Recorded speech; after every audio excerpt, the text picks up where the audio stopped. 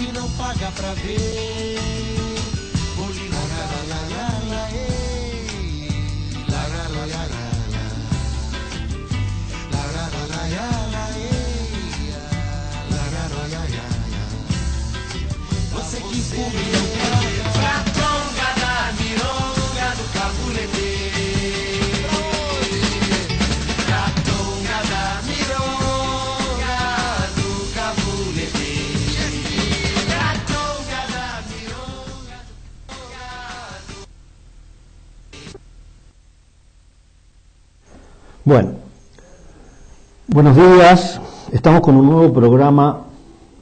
Nadie entiende nada de la serie Un Camino. Hoy es domingo 25 de septiembre, son las 10:30. Tosca se está portando como una excelente operadora.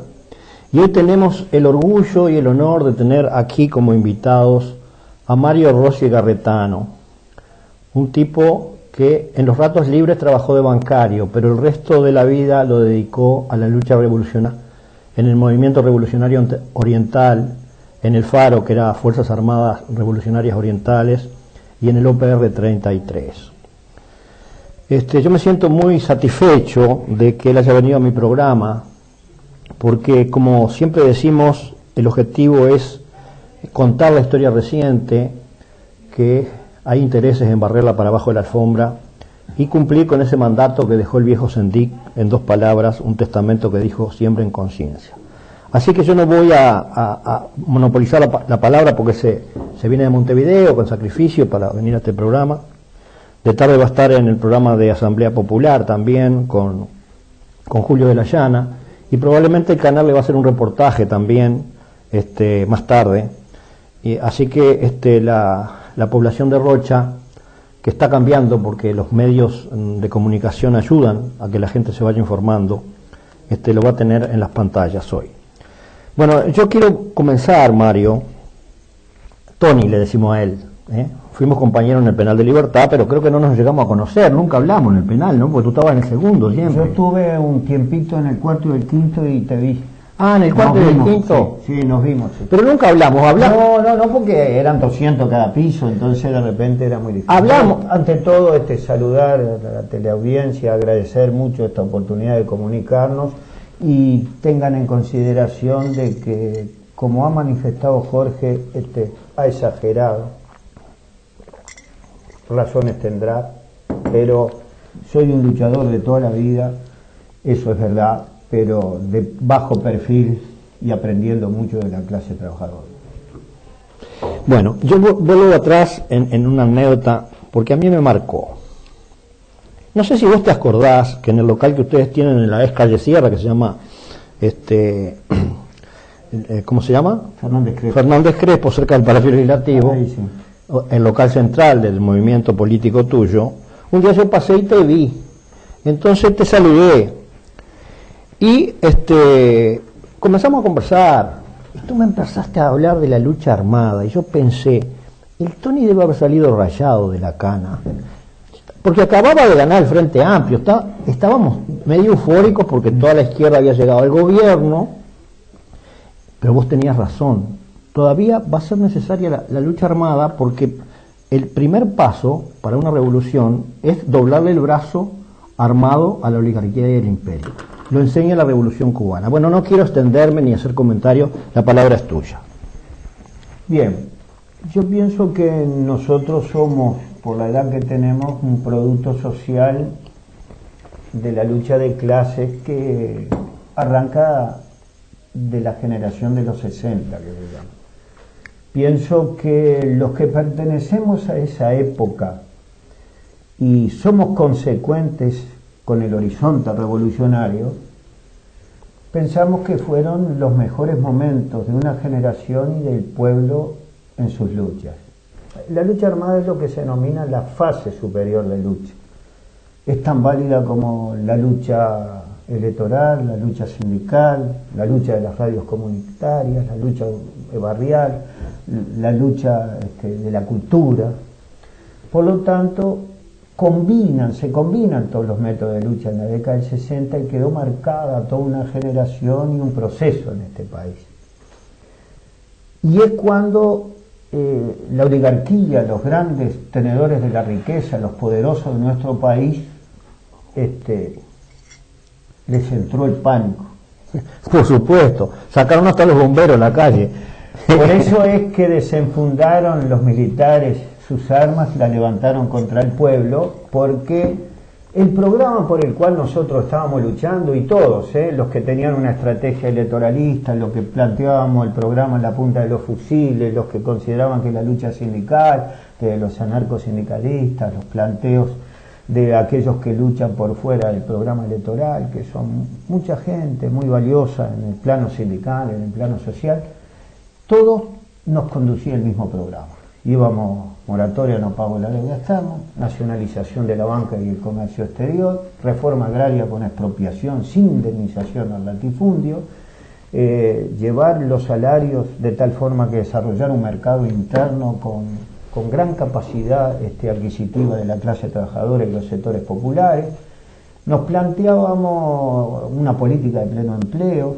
Digamos, el horizonte era una sociedad sin explotados y explotadores, pero con un programa antioligárquico y antiimperialista que galvanizó a todos los sectores políticos, no importa sus sismos. Ahí estaban los guevaristas, los comunistas, los tupamaros, los troquistas, los anarquistas, estábamos todos unificados, porque no se puede entender la creación de la Central del Trabajador de la Convención Nacional en el año 65 sin conocer que había 4 o 5 centrales en aquel momento. Había una central autónoma, estaba la central donde influenciaban los socialistas, estaba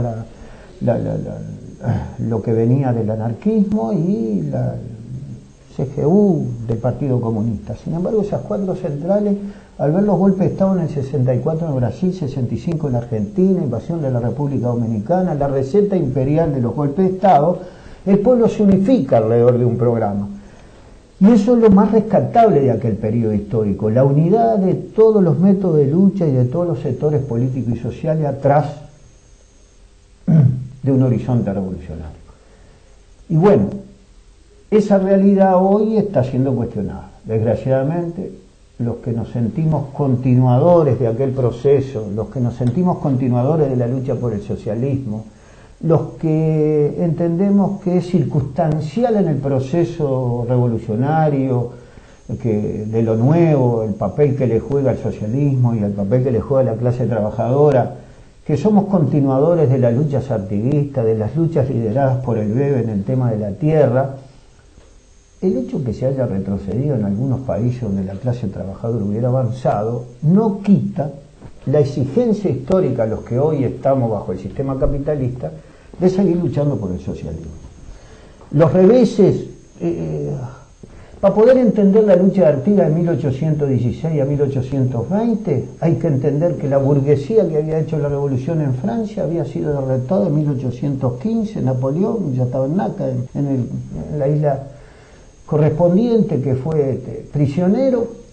O sea que el desarrollo del proceso revolucionario en América Latina es cuando la burguesía, que en 1789 había irrumpido con una violencia histórica brutal, había sido derrotada y se estaba dando la restauración monárquica. Y sin embargo, Bolívar echaba para adelante, Artigas echaba para adelante, San Martín, estamos hablando de 1820, 1830, donde hay una gran reacción monárquica en el mundo europeo. Por lo tanto, los vaivenes de una clase social cuando irrumpe históricamente para hacer la revolución no se pueden manifestarse en retrocesos por los reveses circunstanciales. Por eso es muy importante la concesión de la necesidad de la revolución y de la lucha por el socialismo. Y acá es donde los pueblos son sabios para ir eligiendo en el desarrollo de la lucha de clase los caminos correspondientes. Y hay una cosa, hasta ahora, por ejemplo, tocando el tema de la violencia organizada de las masas, el papel de la violencia revolucionaria, el de la lucha armada, los pueblos saben elegir el camino cuando le van cerrando todas las puertas. Y ese horizonte no hay que cerrarlo nunca, porque si no, Artigas estaría conversando con los españoles ahora, intentando convencerlos de que se fueran tranquilos para sus casas. Digamos, podríamos hablar de todos los procesos históricos en América Latina donde Se intentaron cambios y cuando los poderosos no quieren perder su privilegio, solamente, es decir, desde el manifiesto comunista que la violencia es partera de la historia, hasta la experiencia de todo el proceso revolucionario artiguista, bolivariano, martiniano, nosotros consideramos que esa opción jamás un revolucionario puede enterrarla. Pero lo que no podemos es sustituir a los pueblos en ese camino, entonces no es un privilegio de pocos, sino la gesta de muchos. Muy bien, Tony. Yo te agradezco esta clase de historia política que tú, y a mí también, porque yo no tengo mucha formación. Entonces, yo quiero que tú te refieras un poco a todo el retroceso que ha significado el aparente triunfo electoral donde toda la izquierda llega al gobierno y no al poder, que es otra cosa. Exactamente. Y se cierran todos los comités de base, se desmonta toda la movilización, esa marcha maravillosa de aquella foto, no sé si tú te acuerdas, que sacó la República desde el Hotel Presidente hasta el Palacio Legislativo, todo agraciada, lleno de banderas de Otorgués, 1 millón de uruguayos en la calle cuando asumió el Frente Amplio con Tabaré Vázquez, donde se alentaba una esperanza de cambio. Ya termino. Como el pueblo se desilusionó de la acción de Tabaré Vázquez, apostó al Pepe Mujica. Es guerrillero con no sé cuántos balazos porque le aumentan con el tiempo, y el espectro de izquierda más radical, es decir, los que habían empuñado las armas, los que habíamos hecho todas esas cosas que se hicieron, ¿no? Sin embargo, si tú analizas en profundidad las políticas, están completamente alineados con el imperio, con el modelo capitalista y con la oligarquía terrateniente, ¿no? Bueno, es importante que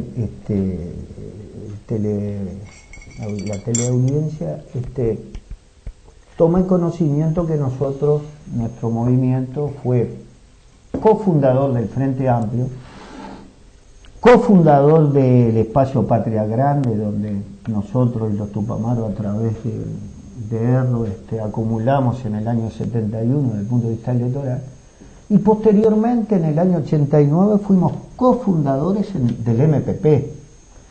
Sin embargo, nos retiramos en el año 93. ¿Y por qué nos retiramos? Y acá tenemos que darle una explicación al pueblo, que tras 30 años de luchas de todo tipo y naturaleza, con 400 muertos, miles de presos, decenas de miles de destituidos, intentaron mediante su sacrificio, sangre, sudor y lágrima, buscar un cambio. Porque ese era el sentido de todo el trabajo político en la unidad de la izquierda frente amplista. ¿Por qué nos vamos en el 93? Bueno, ¿qué observamos nosotros en el 93? Porque estando en el plenario nacional y teniendo la trayectoria de que hoy estamos cumpliendo 50 años, nuestra organización siempre estuvo muy vinculada a las organizaciones políticas. Es decir, con el Partido Comunista cofundamos el Frente Izquierda de Liberación en el 62, con el Partido Socialista, la FAU y el PCR, lo que era el MIR en aquel momento, generamos el acuerdo de época en el año 67. En el año 71 cofundamos el Frente Amplio. Quiere decir que siempre tuvimos un real vínculo y conocimiento con la izquierda nacional.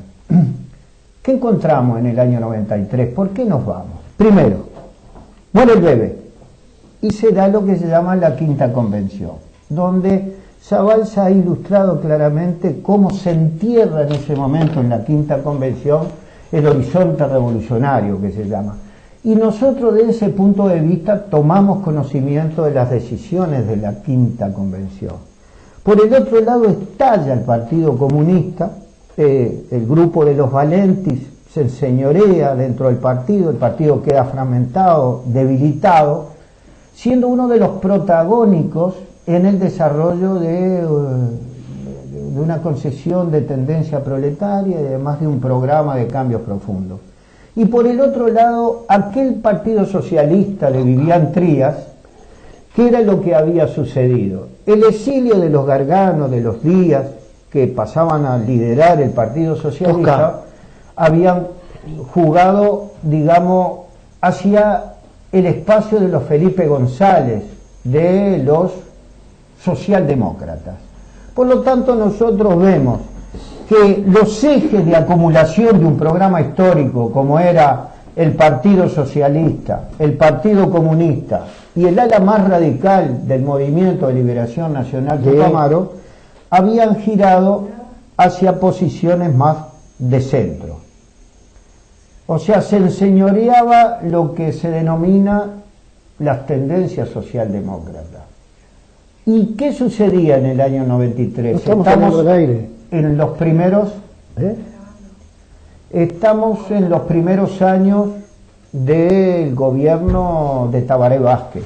Entonces, ¿qué sucedía en aquel momento histórico? Tabaré Vázquez, si bien mejoraba en cierto aspecto la gestión administrativa, iba tomando decisiones políticas que lo llevaban al Frente Amplio de la izquierda al centro. La entrega a Bush, 99 años de cesión del parque de golf a la oligarquía, los viajes con Clinton, el tema de la condena a la violencia, levantarle la mano a los sectores de los trabajadores con apaleamientos en 18 contra los artesanos, lo mismo que alrededor de la Rural del Prado. Empezábamos a olfatear que la práctica política de Tabaré Vázquez, más el retroceso de las tendencias radicales proletarias frente a las exigencias de los Astori, los Arana, la pequeña burguesía que dominaba ya los comités centrales de los partidos, consideramos que se abría un camino de renunciamiento del programa, de la búsqueda de aliarse con cualquiera, y para hacer eso no podían rendirle cuenta a las bases frente amplistas y se iba a eliminar la participación. Nos vamos en el 93, en el cine Astral, en el Teatro Astral, nosotros hacemos un acto en el cual, cuando voy a explicarle a Sereni que nos retiramos, me dice: vos estás loco, van a la Siberia, van a desaparecer. Y es ahí cuando la consigna del acto ese por el cual nos vamos del Frente Amplio dice: estamos dispuestos a desaparecer antes de dejar de ser revolucionarios. Y eso nos marcó en todos los periodos donde, así honestamente le tenemos que decir al pueblo, que prácticamente estuvimos al borde de desaparecer. Tony, te voy a interrumpir porque me llegaron 2 mensajes, los tiraron para afuera, no están saliendo al aire. Y este lo recibo de Castillo, que dice: estaba viendo el programa y de pronto pusieron Canal 8 de San Carlos. Pregunto, ¿cómo funciona eso? Saludos, una amiga que tengo en San Carlos. Así que vamos a ver qué está pasando. Esto es común, cuando estábamos haciendo la entrevista al tambero en Rocha también pasó lo mismo. Se cortó la señal. Es una especie de aplauso que nos hacen, un homenaje, ¿no? Tenemos que estar acostumbrados a estas Sí, cosas, por supuesto, sin ponernos nerviosos. Claro. Bueno, Tosca,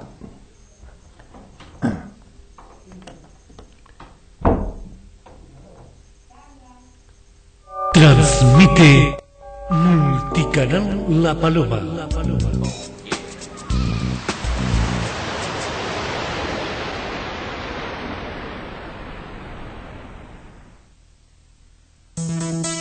Copac te invita a formar parte del Club de Viajes, donde podrás acceder a ese viaje que estás planeando de forma rápida y accesible. Por ser parte del Club de Viajes de Copac, obtendrás importantes descuentos, participarás de sorteos y formarás parte de un lindo y agradable grupo de amigos. Comunicate con nosotros a nuestra línea gratuita 0800 59 50 y consulta cuál será nuestro próximo destino. Un buen servicio gastronómico no es fácil de obtener. Por eso en La Paloma, además de sol y playa, le ofrecemos el restaurante del Hotel Viola, donde jóvenes chefs le ofrecen una exquisita cocina mediterránea y francesa, conjugadas con materias primas de la zona, que mantienen la frescura natural. Restaurante del Hotel Viola, en Avenida Solari.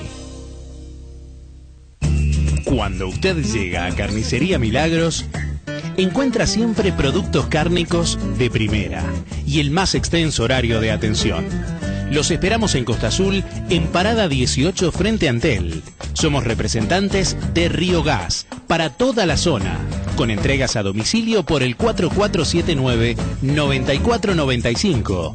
Y en la ciudad de Rocha, Carnicería Milagros 2, Avenida Ituzaingó y Lucio Sanz y Sancho. Carnicería Milagros. Las mejores frutas y verduras están en Alexis Chapore. Lunes, jueves y sábados llegamos directamente del mercado, con la mercadería más fresca al balneario.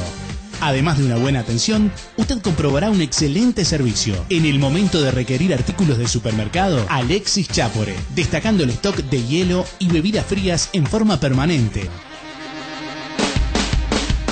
Taller de motos y bicicletas La Tachuela, en calle Guavillú, Costa Azul. Mecánica general, motos y bicicletas. Celular 098 106 109. Lavados de motos, carga de baterías. Taller La Tachuela. Somos el taller de Costa Azul. Personal capacitado para su mejor atención. Calle Guavillú, a metros de Antel, en Costa Azul.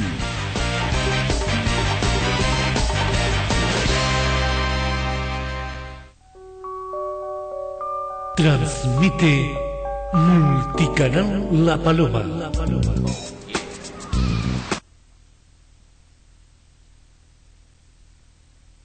Ahí. Bueno, estamos de nuevo grabando el programa porque estamos fuera del aire en el canal 8, que se ve desde San Carlos al Chuy y en 33 y La Valleja, y por la señal de adinettv.com.uy en todo el mundo. El otro día tuve la satisfacción de recibir un saludo de una vieja compañera que vive en Argentina, en Bariloche. Bien. Así que lo estamos grabando y después lo vamos a emitir en diferido. Parece que hubo una falla técnica en la emisora del Arbolito, se está viendo acá en La Paloma nomás. Así que la gente que me está viendo en La Paloma, si quiere participar en vivo, tenemos el teléfono del canal a disposición, es 4479 76 02 o en la canalera 104. Y después están mis celulares por si quieren mandar mensaje de texto, que es 098 18 57 33 o 098 82 93 91. Bueno, vamos a seguir con la clase del Tony Ross. No, qué clase. Acá estamos conversando en buenos términos. Explicaba que en determinado momento, viendo el viraje hacia el centro de la política del Frente Amplio, nosotros nos retiramos en el 93. Y si uno puede hacer un balance ahora de aquel programa de liberación nacional antiimperialista, objetivamente hay que, de aquello que decíamos no pago la deuda externa, el gobierno progresista en el 2005 recibe de Jorge Valle 19.000 millones de dólares de deuda externa, en 12 y 6 o 7 de intereses, 12 de capitales y 6 o 7 de intereses. Ahora estamos en cerca de 40. Sí, señor. Entre intereses y capitales se ha duplicado en el gobierno progresista a cifras siderales, que implica que en el programa que teníamos nosotros anteriormente, con lo que no se iba a pagar en aquellos momentos, estaban los fondos para impulsar las grandes transformaciones y cambios, no solamente de mejoría de la población, sino estructural. Ahí estaba la plata para la reforma agraria, ahí estaba la plata para la estatización de la banca, es decir, existían todos los fondos que anualmente se volcaban por el pago de la deuda externa, y eso implicaba no pagar, que íbamos a romper con el Fondo Monetario Internacional. Bueno, este gobierno, el Fondo Monetario Internacional lo pone como ejemplo, y además hemos duplicado la deuda dejada por los partidos de la oligarquía. Vayamos ahora al tema de la nacionalización del comercio exterior. Bueno, este gobierno impulsó Tabaré Vázquez los tratados de libre comercio, hubo cierta resistencia interna y se puso al primo hermano, los TIFA. Por lo tanto, nosotros, en vez de nacionalizar el comercio exterior, tenemos una total apertura donde prácticamente viene el capital extranjero pura y exclusivamente a hacer negocios sin ningún interesen el patrimonio y la soberanía nacional. El otro tema, estatización del ahorro, nacionalización de la banca, levantamiento del secreto bancario. Bueno, estuvimos en una lista, plaza financiera, lista negra, paraíso del lavado, ahora pasamos a una lista gris, nos siguen acusando de que somos una plaza de lavado y está privatizado todo el ahorro nacional, hasta los aportes de los trabajadores se convirtieron en montos de especulación con la SAFAP. Por lo tanto, de estatización y nacionalización de la banca, ahora tenemos un gobierno que privatiza todo lo que pueda privatizar. Le liquidó el rol social al banco hipotecario y las hipotecas están en la banca privada. Podríamos decir, el Banco República en este momento que se está planteando la necesidad de inversión, por favor, tomen conocimiento de 4.000 millones de dólares colocados en los bancos norteamericanos.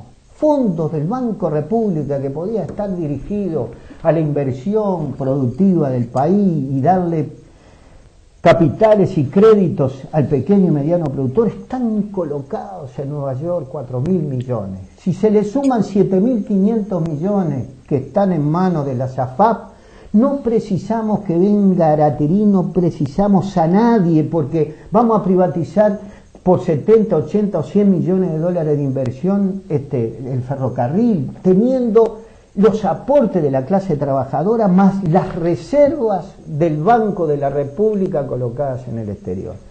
Podríamos seguir el tema de que hablábamos que el salario mínimo tenía que ser la mitad de la canasta familiar. Bueno, el 80% de la clase trabajadora no llega, por informe del propio gobierno, a 10, 11 mil pesos. Por lo tanto, ese punto tampoco. El tema de la política de pleno empleo, el gobierno dice que hay una desocupación del 7%. La masa de trabajadores en nuestro país es 1.400.000, 1.500.000. El 7% son 100.000 personas que el gobierno reconoce que no tienen empleo. 100.000 personas no tienen empleo, estamos hablando de 500.000 de uruguayos que dependen de gente en su casa, jefes de familia, jefas de familia que no tienen empleo. Podríamos seguir de que íbamos a romper con el imperialismo, somos personeros de ellos, mandamos tropas a todos los enclaves donde han invadido, en Haití, en el Congo, en donde sea. La política exterior es de sumisión al imperialismo y el programa económico del actual gobierno, para cualquiera que domine un poquito de economía, es neoliberal, con los aditamentos que el Fondo Monetario incorporó después del Caracazo, el Limazo, de los levantamientos por la medida de fondos monetaristas que hubieron en América Latina, incorporó que el 1 o el 2% del Producto Bruto hay que destinarlo a la asistencia social para que no haya estallidos sociales. Que lo estamos viendo, ¿no? Astori manifiesta que el Fondo Monetario cambió y resulta que las medidas fondo monetaristas en Grecia, Portugal, España, en todos los países que hoy están teniendo una crisis de endeudamiento, son las viejas medidas que provocaron todos los estallidos y los levantamientos en América Latina. ¿En qué cambió el Fondo Monetario Internacional cuando le exige al gobierno griego recorte de gasto del Estado, privatización de las empresas, caída del salario, caída de las jubilaciones, aumento de los años para jubilarse, todas las viejas medidas que sufrimos durante toda la vida, desde el año 61, cuando los blancos nos colocan bajo la égida del Fondo Monetario Internacional? Por lo tanto, es decir, la política que hoy dispone algo que no se puede autotitular de izquierda, porque ¿qué es ser de izquierda? Cuando dicen este gobierno es de izquierda, ¿qué es ser de izquierda? Ser de izquierda es enfrentar a la fase superior del capitalismo. Cualquier comunista lee de Lenin, el imperialismo es fase superior del capitalismo, y cualquier comunista tiene que enfrentar al imperialismo. Acá no, acá en Uruguay acá no. Cualquier tupamaro que tenía el principio que el BEBE establecía la autonomía de los pueblos, la autodeterminación de los pueblos, una lucha en la cual estaba basada en la concesión del guevarismo que establecía Guevara. El imperialismo es el enemigo de la humanidad. ¿Cómo se puede recibir a Bush, darle esto y abrazarse y chichonear y esto? Eso es ser de izquierda. Ser de izquierda es privilegiar el trabajo sobre el capital y partir de la base que el capital es un robo, son generaciones y generaciones de trabajadores que la explotación. ¿Cómo se le puede poner un impuesto al salario? ¿Qué es el salario? El salario son minutos o horas por el cual vos trabajás para recomponer el salario y después trabajás 6 y 7 horas para el patrón y para el Estado. ¿Cómo le vas a poner a un individuo que, por ejemplo, en el año 86 el PICNT hace un estudio de lo que se llama de la plusvalía? ¿Cuánto tiempo en la jornada del trabajo un trabajador en el Uruguay recomponía su salario y cuántas horas era explotado? En la industria tabacalera me quedó grabado. En 19 minutos, por la alta tecnología de escupir cigarro, en 19 minutos un tabacalero que tenía un sueldo por encima del resto de la clase trabajadora, recomponía su salario, después 7 horas y media era explotado por los patrones, por los mailos y por los dueños de las tabacaleras. Y daba un promedio de 3 horas y media en todo el sector industrial. Quiere decir que después 4 horas y media un trabajador era explotado por sus patrones y por el Estado. Y resulta que después que vos trabajás 1 o 2 horas para tu salario y trabajás 6 horas para el patrón, te encajan un impuesto a los sueldos. Y todavía sectores de la clase trabajadora dice que bien, lo único que hay que subirle un poquito el monto del tope. Digamos, cosas elementales que eran para los luchadores sociales, las concesiones clasistas, de que el salario, que el capital es robo, que el salario es un índice de explotación, de acumulación de riqueza en manos de los patronales, fueron quedando por el camino. Y entonces hoy tenemos una dirección sindical, un movimiento obrero en el cual es escalón para ser edil, para ser diputado, para llegar a ministerio, porque hay un montón de dirigentes sindicales dentro del progresismo que coexisten, comparten y son cómplices con un proyecto neoliberal, con estar alineado con el imperialismo y encima que están de acuerdo en que el 80% de la clase trabajadora reproduzca capital con una superexplotación donde no se llega a 10 o 11 mil pesos. Estamos en el mundo del revés. Sí, señor. Es el mundo del revés. Y hay que darlo vuelta, porque estamos acostumbrados a los revuelos, como bien se dice desde la época española, a dar vuelta a la tortilla para que el pobre coma pan y el rico mierda. Si no somos consecuentes en este periodo histórico del siglo XXI, a que más allá de los avatares de los retrocesos que hayamos tenido los trabajadores en la lucha con el capital, que tuvimos burócratas entreguistas que se dieron vuelta conduciendo procesos revolucionarios, todo eso no es una excusa para esto es lo que hay valor, esto es lo que se puede. Lo que hay que hacer es luchar mejor, entender los errores del pasado y corregirlos, pero no hay ninguna razón para no seguir luchando por la revolución y el socialismo. Te escuché con mucha atención, Tony. Como dice el tambero, yo soy bueno para dar filo. Me parece brillante tu exposición, es tu formación de toda una vida. Y yo quiero aportar algo de lo que tú decías respecto a lo que es el salario con respecto al producto, ¿no? Yo hace poco me horroricé cuando me enteré que en un estudio de viabilidad de un producto se le destinaba un porcentaje del valor de venta del producto al salario. O sea, el obrero se arreglaba con ese porcentaje que le asignaban, y si no, problema de él. Porque además, el sistema es muy hábil de mantener un caudal de mano de obra desocupada, lo cual determina la ley de oferta y demanda, porque el trabajo es una mercadería dentro del sistema capitalista. Entonces, si hay mucha oferta, el precio baja. Sí. Vos precisás dinero para comer, para vivir, es el único bicho que precisa dinero para sobrevivir, es el hombre. Entonces, si no vas a trabajar por lo que te ofrecen, porque el trabajo, el que le pone el precio es el que lo compra, no el que lo vende. No es lo mismo que cuando vas a comprar nafta a una estación de servicio que ya sabes que vas a pagar 32 pesos el litro. Si tú quieres pagarle 29, el tipo no te despacha. Pero el empresario fija el salario. Y si vos no querés trabajar por eso, bueno, me parece poco. Viene otro y trabaja por eso o por menos, porque es necesario trabajar, si no el hombre no sobrevive, y eso es lo que genera la pobreza. Entonces, yendo a lo micro, a nuestro paisito, este paisito que tiene 16 millones de hectáreas, de las cuales se vendieron 7 ya, en 30.970 millones de dólares, los vendió la oligarquía en los últimos 6 años, y pagó 380 de impuestos nada más, que podría alimentar 22 millones de personas y tiene 3, tenemos una pobreza que va en aumento. Ahora dicen que ha disminuido, pero ¿quién la hace disminuir? El Instituto de Estadísticas con el LAPI, y yo no creo mucho en esa cifra. Dice que hay un índice de empleo enorme. Van a tener que importar bolivianos y paraguayos para trabajar acá, porque ya no hay gente sin trabajo.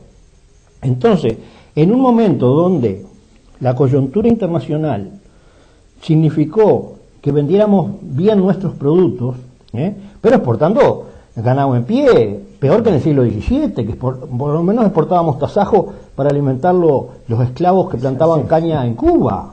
Eso es historia, en la época de Artigas se exportaba tasajo. Bueno, y ahora no, exportamos las vacas. El estanciero, fenómeno, porque ¿qué pasa? La reforma agraria es imperiosa. Si no hay reforma agraria, este país no se arregla. Yo vine a comprender la grandeza de la visión de Sandic recién hace poco tiempo, cuando él le atribuía tremenda importancia a la tenencia de la tierra. Porque en este país, 2.000 y pico de tipos tienen más del 40% de la superficie. Hay 14 tipos que tienen 1 millón de hectáreas. Entonces, mientras no se cambie esa ecuación, de lo cual no se habla una palabra, se habla acá en este programa que está siendo grabado, porque ni al aire estamos saliendo, no sé por qué razón. Vamos a creer que son fallas técnicas, ¿no?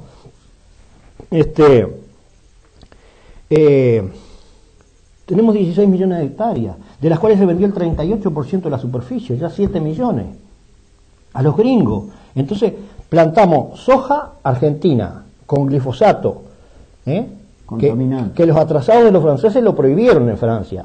En el último año se ingresaron 19.000 toneladas de agrotóxicos, de los cuales 9.000 toneladas fueron de glifosato.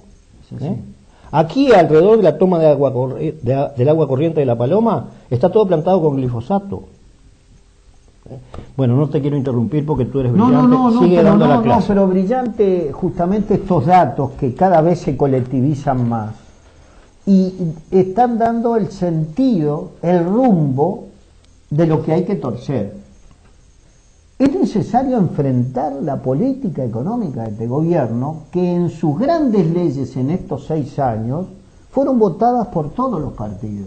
Por ejemplo, las PPP, ¿no? Que la votaron prácticamente los 99 diputados y la mayoría de los senadores. Implica dar vuelta la lucha que se arranca en la década del 90 en contra de la privatización de las empresas del Estado por parte del gobierno de la calle, más todos los otros plebiscitos en defensa del ANCAP, de UTE, el tema de la SAFAP.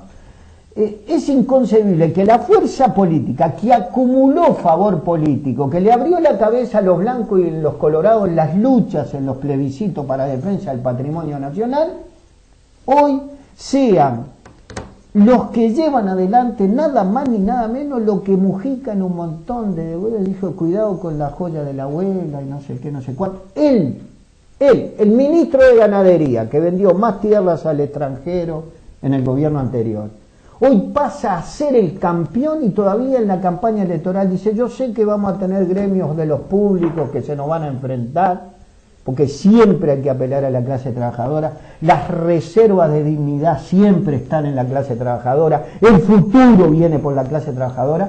Él hoy va a enfrentar a sectores de la clase trabajadora porque va a entregar y supera el planteo del 92 de la calle, porque no hay área del Estado que no vaya a ser privatizado.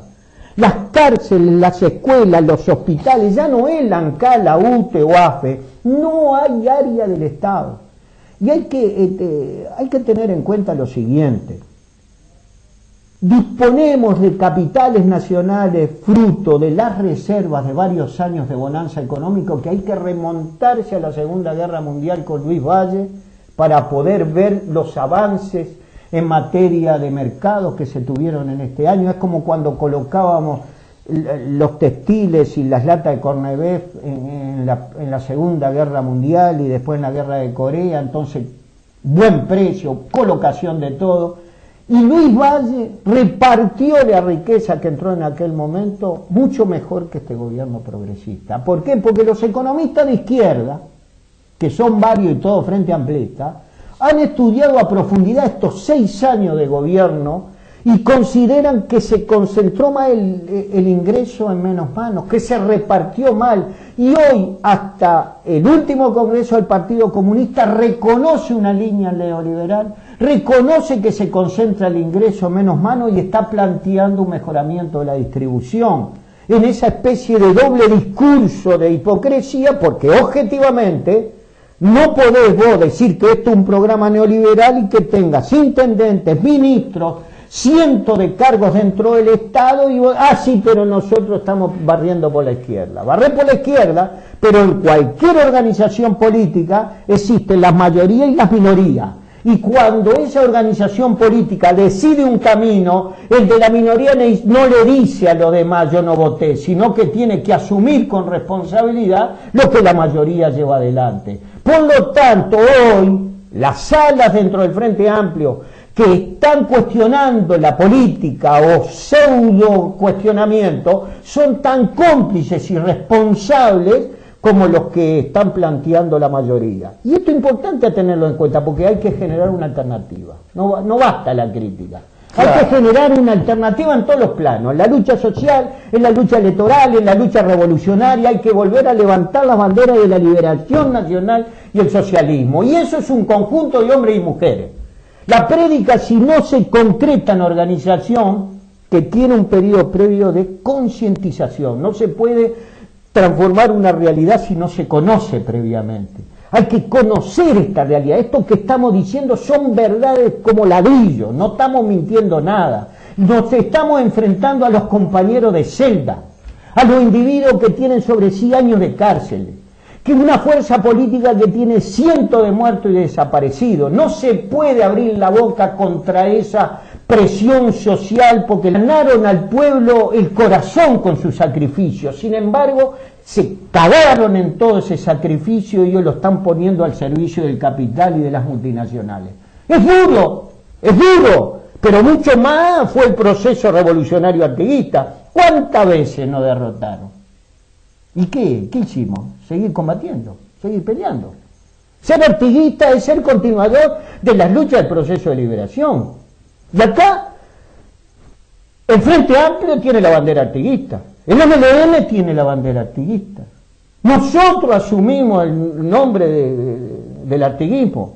Asamblea Popular levanta el artiguismo. No hay oriental que no se sienta artiguista. Por lo tanto, cualquier artiguista no puede acompañar un proceso de entrega nacional. Y esto es meridiano. Seriamente hay que plantearse, y ojalá en el seno de las fuerzas internas del Frente Amplio hubiera una renovación, un sacudimiento de esta manga de renegados que hoy están gobernando en este país. Nosotros hicimos nuestra experiencia, la vemos desde afuera. Hay que acumular desde afuera. Desde adentro te pesa todo un maridaje, digamos, de gobernantes aliados a los partidos tradicionales. ¿Desde cuándo un artiguista puede hacer un pacto de unidad nacional con quienes eternamente explotaron a los trabajadores y a los sectores populares? ¿Cómo se puede hacer un pacto entre el explotado y el explotador? ¿Cómo puede haber un pacto de considerar que la inversión imperialista es el que nos va a dar empleo genuino y nos va a desarrollar el país productivo? ¿El imperialismo alguna vez en su historia tuvo intereses coincidentes con los de un pueblo que explota y oprime? No. No alcanza en este momento lo que pasa en Libia, en Afganistán, en Irak, en el Líbano, en Palestina, en la mitad de los países del África, el intento de Chávez de eliminarlo porque lleva una política antiimperialista que está lejos de construir socialismo, pero ni eso bancan, no banca. Y nacionalizar el petróleo y ya pasás a ser un terrorista.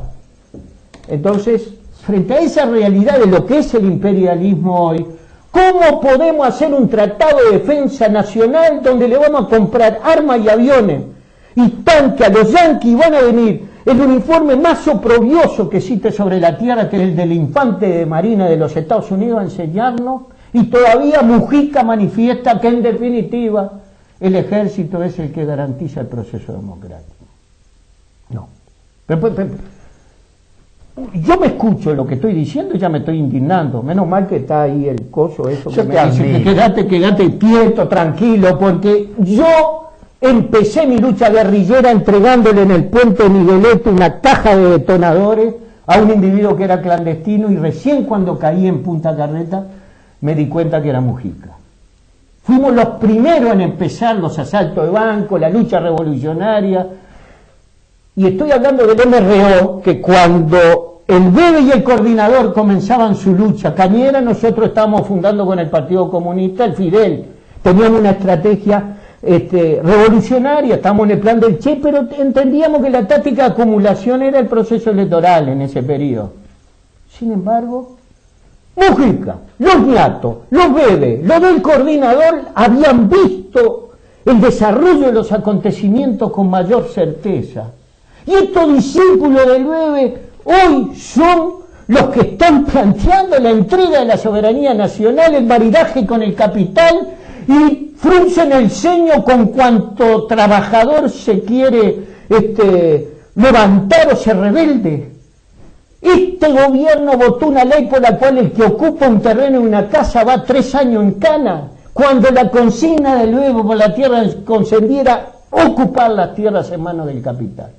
Mira lo que le pasó a Teddy. ¡Ah! Vergonzoso. Un individuo de 80 años, cofundador de la Fuerza Viutá y del proceso... Cañero, hizo la marcha de los cañeros con el Bebe a Montevideo. Por eso digo de que... Y la tierra se la dieron los blancos. La tierra que tiene Teddy se la dieron los blancos. Por eso es importantísimo tomar conocimiento con tranquilidad de esta realidad, y hay que organizarse. Y una vez que tengamos bien claro lo que hay que hacer para dar vuelta a la tortilla, hay que movilizarse. Y a mí a esta altura, con 70 años casi, es lindo decir vayan a luchar. Conmigo pueden contar, para lo que sea. Pero es un desafío a las nuevas generaciones. Los jóvenes tienen que dejarse de joder con el trago, la droga, la disipación y la aspiración de ser un Chicago Boy. El deber de todo revolucionario es hacer la revolución. La revolución la hacen los jóvenes. Y la fase superior, la escala superior, decía el Che, del ser humano es el revolucionario. Les puedo decir a los jóvenes que no hay nada más hermoso en la vida que tomar una fábrica, poner a los patrones contra la pared con un fierro en la mano y decir: esto es lo que nos diferencia de esclavos. Esa experiencia que tengo de vida quisiera incorporársela a todos los jóvenes, porque la única causa por la miseria de los trabajadores, de los gurises, de nuestros hijos y nuestros nietos en los barrios marginales es el capitalismo. Es lo que tiene metido en la mierda la 3/4 partes de la humanidad. Es la crisis brutal de la decadencia de un sistema. No se puede aplaudir a un capitalista, no se puede aplaudir a un imperialista. Hay que combatirlo hasta las últimas consecuencias.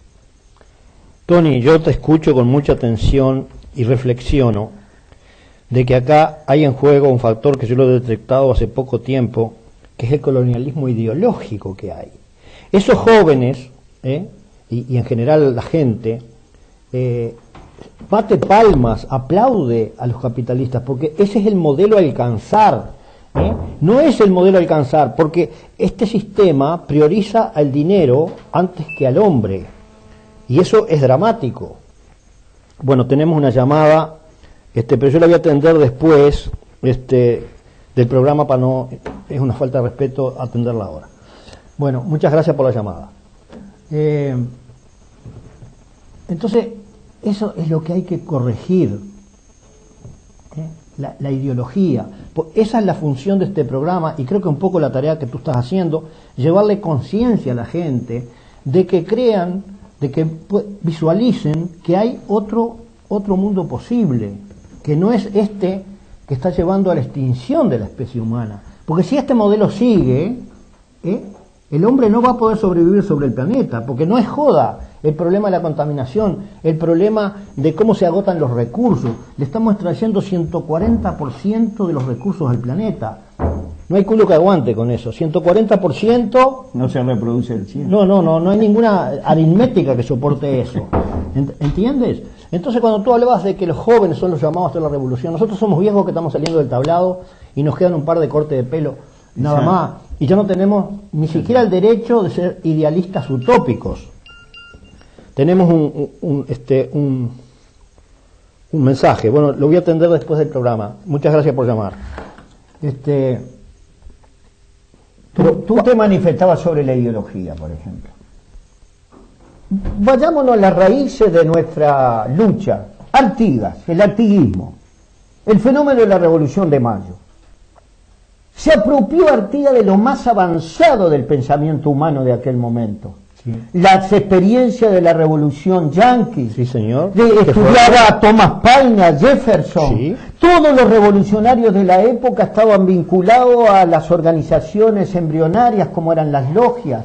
Artigas no, porque tenía una vinculación muy profunda con los esclavos, los trabajadores, con los indios, de tal forma que mamó más una herencia española que la Ilustración. Pero todos los revolucionarios de aquella época conocían a Rousseau, las tesis de Robespierre,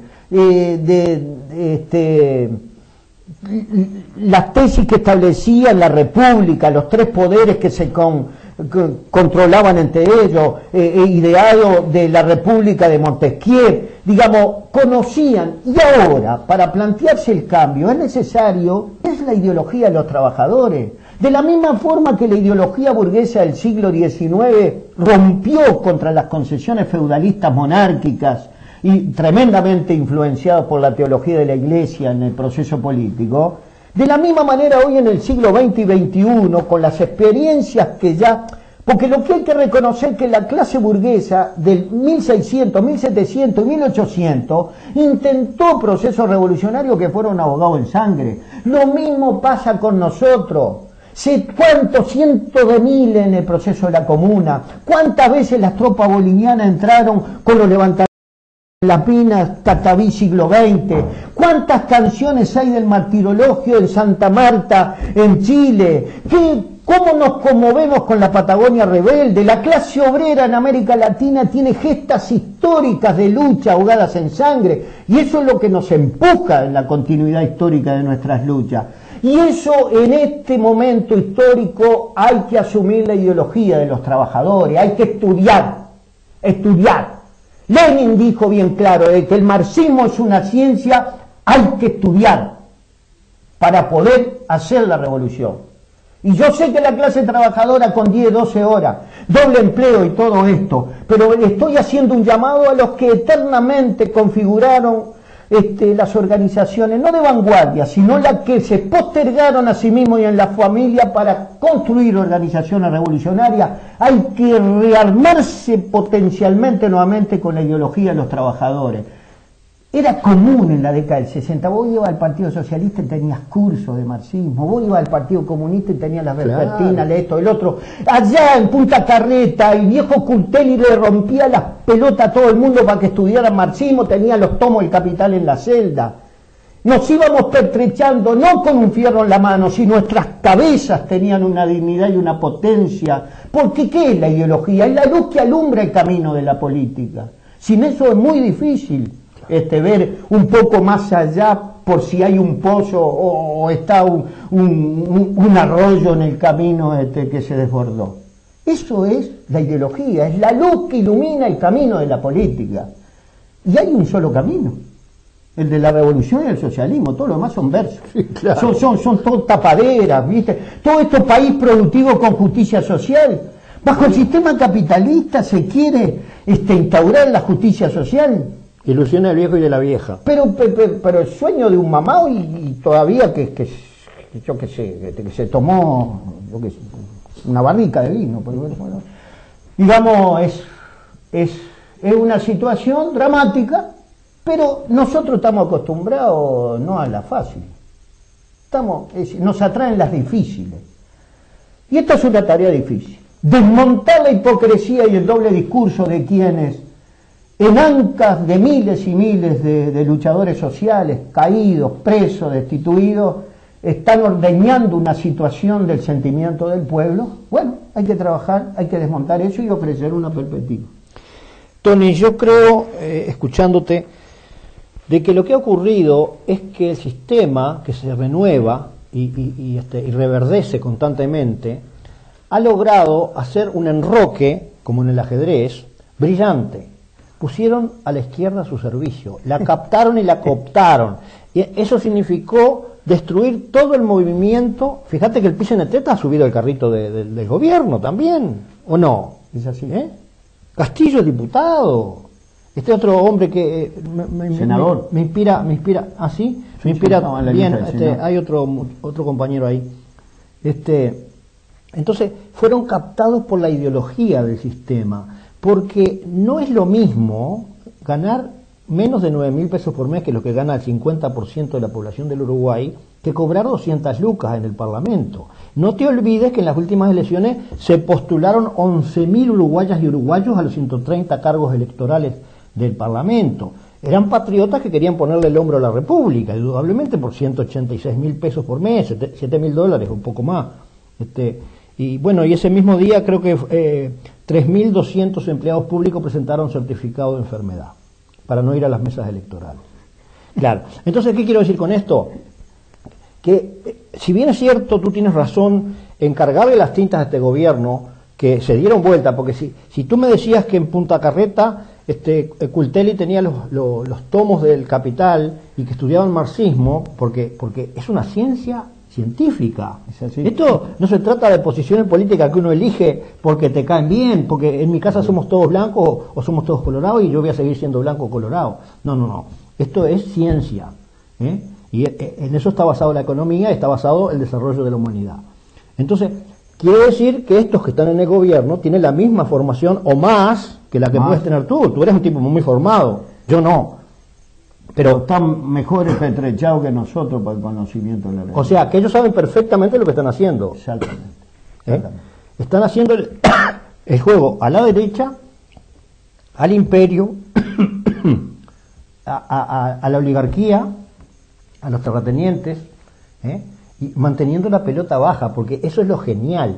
Eso lo inventaron los yanquis, un general que fue presidente de la Ford, McNamara, cuando se dio cuenta de que era patear clavos de punta en la guerra de Vietnam, que así le fue, se dieron cuenta que había que cambiar la estrategia.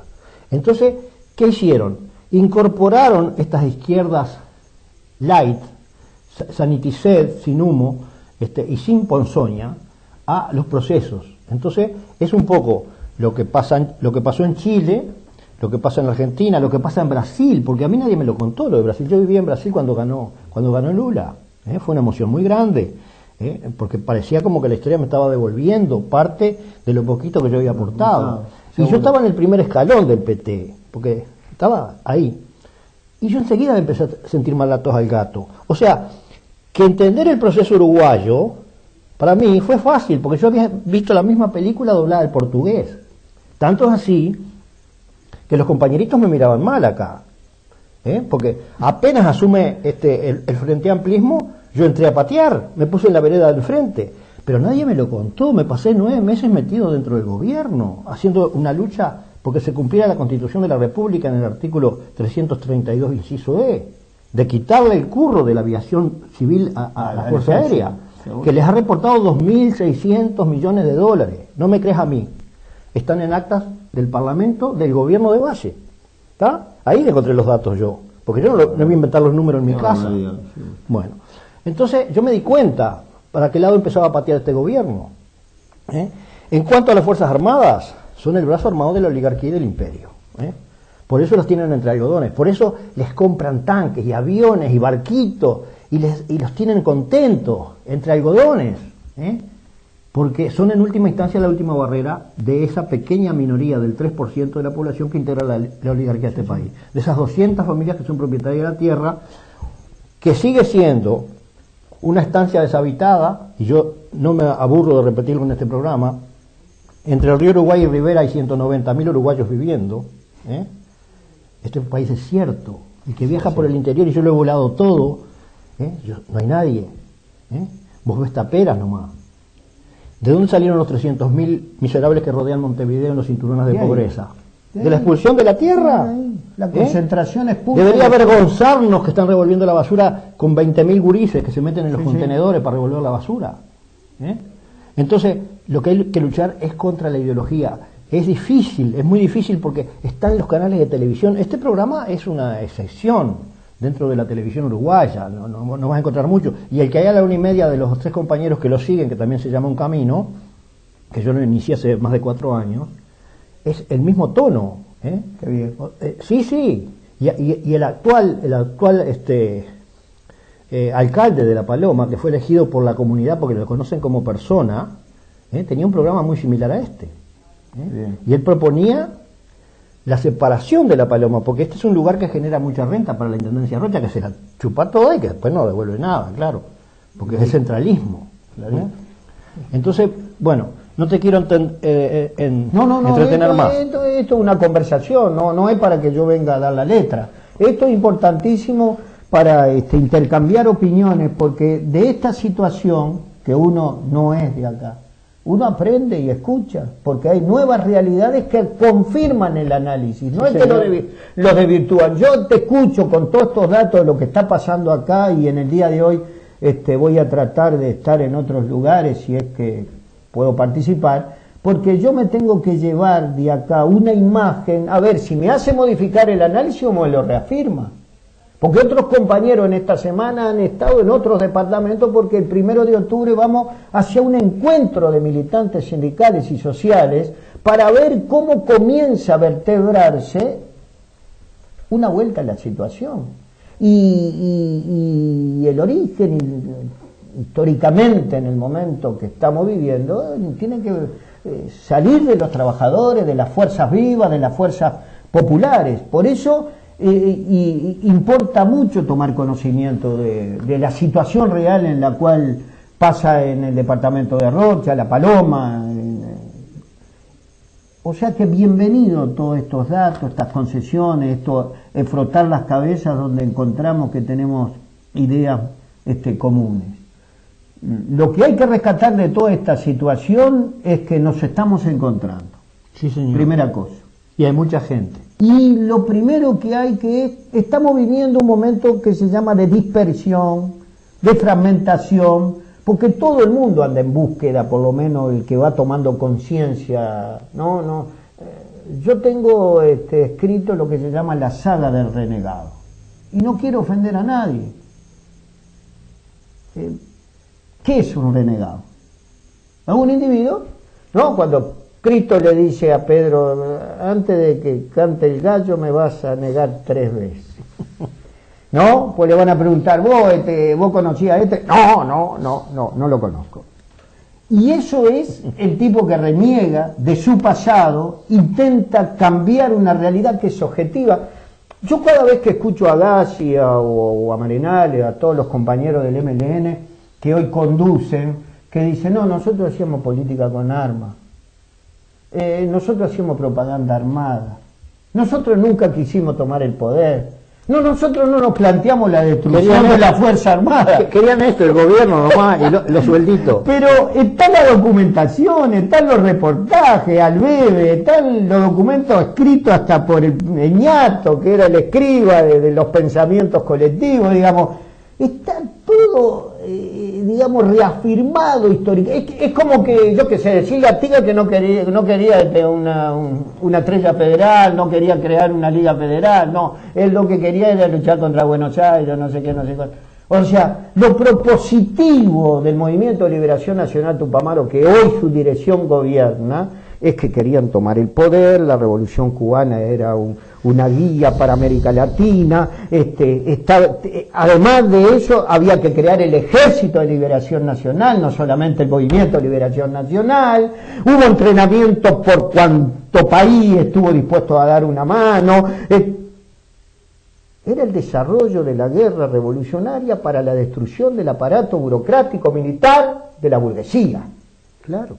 Y yo hablé esto con los compañeros que hoy no existen. Mi contacto con el MLN era Candán Grajales. Y hay uno que está vivo. El otro contacto que tenía de organización era Efraín Martínez Platero. En Pando nosotros guardamos a Juan Bel, porque andaba dando vueltas porque no tenía lugar donde después del golpe de Pando. Rodríguez Ducó me dijo, Tony, no caigo de vuelta cuando nos arrastrábamos en la fuga. No caigo de vuelta otra vez. Y es un mártir. El tío Quique, Cañero. Tengo imagen de revolucionarios tupamaros consecuentes que sabían. Candán Grajales me decía, Tony, vamos a ver los patitos desde abajo. Esto es un proceso larguísimo, nos van a romper 50 veces. Por lo tanto, yo pienso de que estamos en ese camino de coherentes y consecuentes, y no estamos encontrando, no es patrimonio de nadie, es patrimonio de un pueblo. Sí, este claro. Es un pueblo de héroes. Levantarse todos los días a las 5 o las 6 de la mañana para sostener la familia con un sueldo miserable que no llega a 10, 11 mil más, es un pueblo de héroes. Sí, señor. Es así. Por lo tanto, bueno, si somos héroes para el trabajo, ahora tenemos que juntarnos para ser trabajadores de la revolución. Sí, señor. Tony, llevamos una hora de charla muy rica. ¿Cómo pasó el tiempo? Yo voy a conservar esta grabación e incluso tal vez te haga una copia y te la mande, porque son documentos. Esto es recopilación de historia, recopilación de información, de formación política. Creo que es un lujo para el departamento, porque aquí no hay mucha conciencia política, pero te quiero contar algo porque sé que te va a gratificar.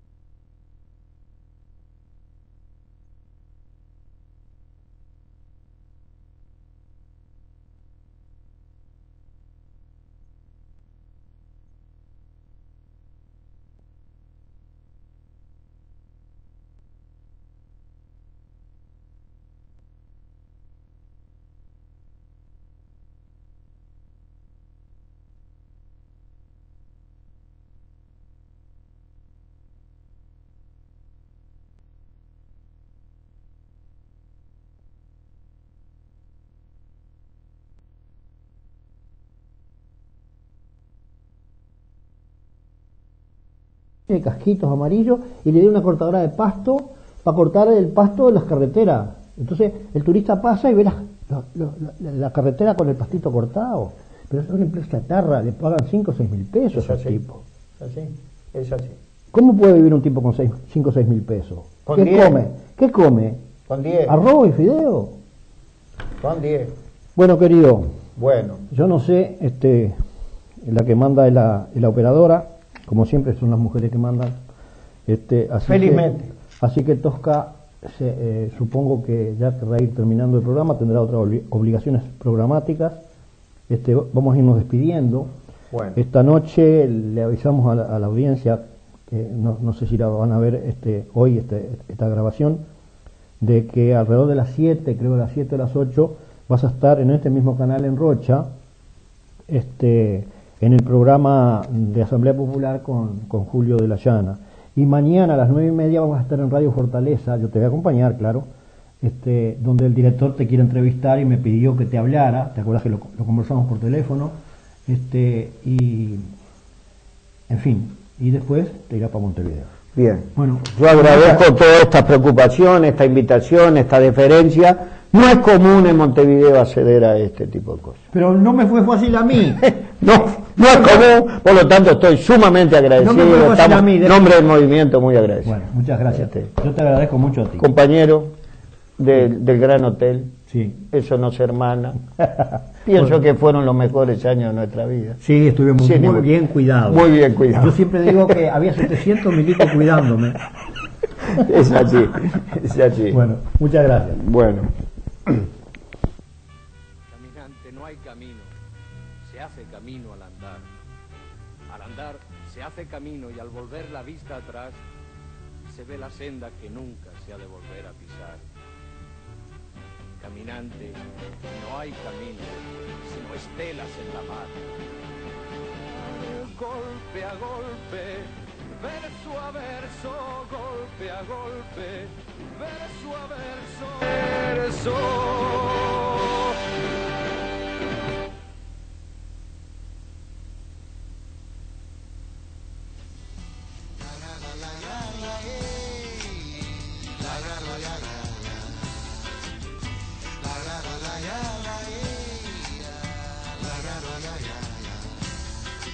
Você que fuma e não traga, e que não paga pra ver.